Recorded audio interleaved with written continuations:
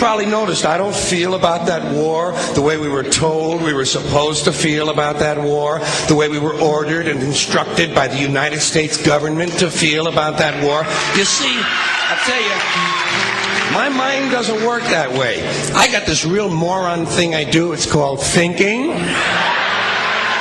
And I'm not a very good American because I like to form my own opinions.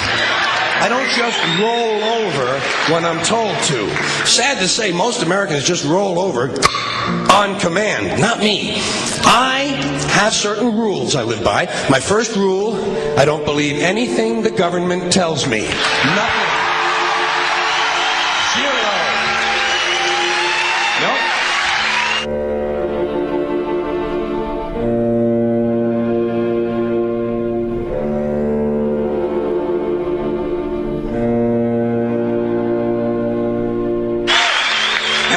Take very seriously the media or the press in this country, who in the case of the Persian Gulf War were nothing more than unpaid employees of the Department of Defense, and who most of the time function as kind of an unofficial public relations agency for the United States government. So I don't listen to them. I don't really believe in my country, and I gotta tell you folks, I don't get all choked up about yellow ribbons and American flags. Now, to balance the scale, I'd like to talk about some things that bring us together. Things that point out our similarities instead of our differences. Because that's all you ever hear about in this country is our differences. That's all the media and the politicians are ever talking about, the things that separate us, things that make us different from one another. That's the way the ruling class operates in any society. They try to divide the rest of the people. They keep the lower and the middle classes fighting with each other so that they, the rich, can run off with all the fucking money. Fairly simple thing happens to work. You know, anything different, that's what they're going to talk about. Race, religion, ethnic and national background, jobs, income, education, social status, sexuality, anything you can do, keep us fighting with each other so that they can keep going to the bank. You know how I describe the economic and social classes in this country? The upper class keeps all of the money, pays none of the taxes. The middle class pays all of the taxes, does all of the work. The poor are there just to scare the shit out of the middle class. Keep them showing up at those jobs.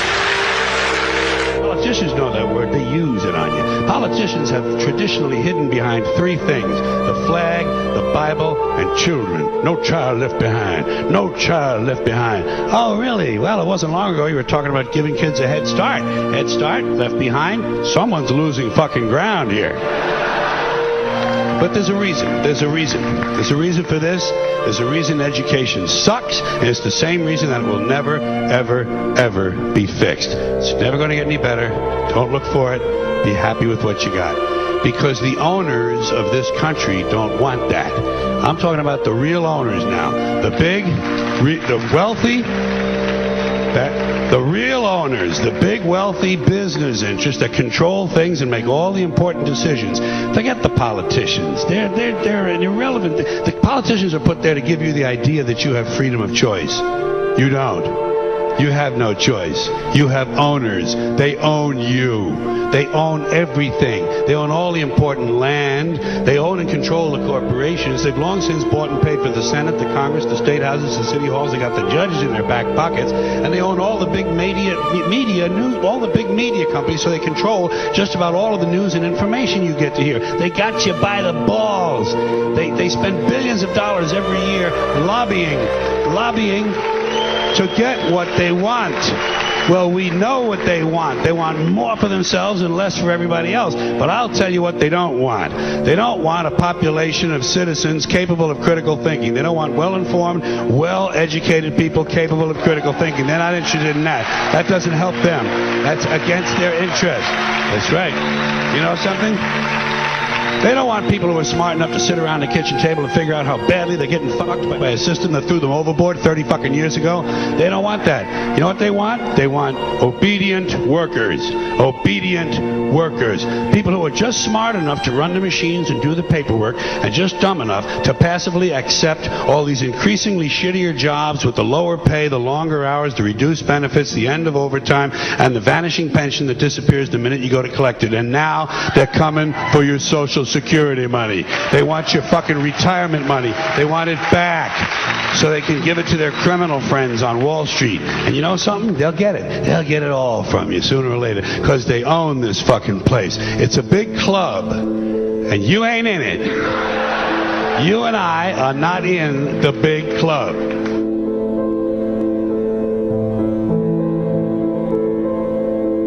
The greatest form of control is where you think you're free when you're being fundamentally manipulated and dictated to.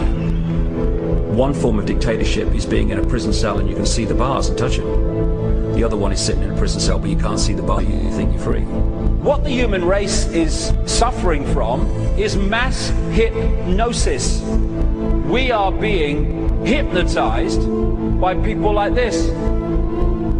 Newsreaders, politicians, teachers, lecturers. We are in a country and in a world that is being run by unbelievably sick people. The chasm between what we're told is going on and what is really going on is absolutely enormous. The greatest hypnotist on planet Earth is a oblong box in the corner of the room. It is constantly telling us what to believe is real. Historically, the control and manipulation of political opinion has been the Freemasons' main weapon in gaining control of countries and states. Once in control of the rulers and politicians of a country, laws and political structures could be changed in accordance with their agenda. However, since restricting the body does not necessarily mean restricting the mind, the Freemason recognizes that their plan for a global government hinges completely on subduing the masses to their agenda, and thus eliminating opposition to their cause. And the greatest threat to their plan, posing more danger than any army or law, is the threat of a free-thinking mind. In order to eliminate this threat and to achieve their objective, the Masons have set about the boldest plan ever devised: the complete control of every aspect of human life, your life. And the weapons they are using against you are in your very homes, entertaining you and your children, and gradually indoctrinating you without you even realizing.